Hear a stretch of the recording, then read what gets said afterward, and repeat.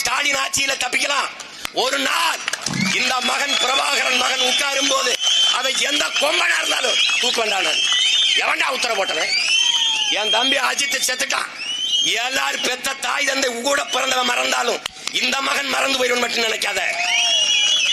பிறந்த மண்ணில் இருந்து சொல்ற, ஒரு நாள் எந்த கொம்பாதி கொம்ப உத்தரவு போட்டான் யாரா அடிச்சு கொல்ல சொன்னது தூக்கி வெடுக்கல. நான் நல்ல ஆத்தாளுக்கு பணம் பிறக்கிறேன். நீ என்ன வேணாலும் செஞ்சிருவ, நீ அப்படியே போயிருவ. இதுவரை தூத்துக்குடி துப்பாக்கி சூட்டில் அருணா ஜெகதீசன் என்கிற நீதிபதி அம்மா முன்னாடி 3 மணி நேரம் நின்று வாக்குமூலம் விசாரணையில் முன்னின்று சாட்சியம் சொன்ன ஒரே மகன், அரசியல் கட்சி நடத்துகிற ஒரே மகன் நான் தான் இருக்கேன். 3 மணி நேரம் சாட்சியம் சொன்னேன். ஆனால் அந்த அம்மா அறிக்கை தாக்கல் பண்ணி பல ஒரு ஆண்டுக்கு மேல 1.5 ஆண்டு 2 ஆண்டு ஆயிடுச்சு. எந்த நடவடிக்கையும் இல்ல. துப்பாக்கி சூட்டில் ஈடுபட்ட அத்தனை அதிகாரிகளும் பணி இடமாற்றம் செய்யப்பட்டு பதவி உயர்வு கொடுக்கப்பட்டிருக்கிறார்கள். இதுதான் திராவிட மாடலின் ஆட்சியின் சாதனை. இதை போலவே இதையெல்லாம் இவர்கள் பேச முடியாது. ஏன்? தூத்துக்குடி துப்பாக்கி சூட்டை இவர் பேச மாட்டார்.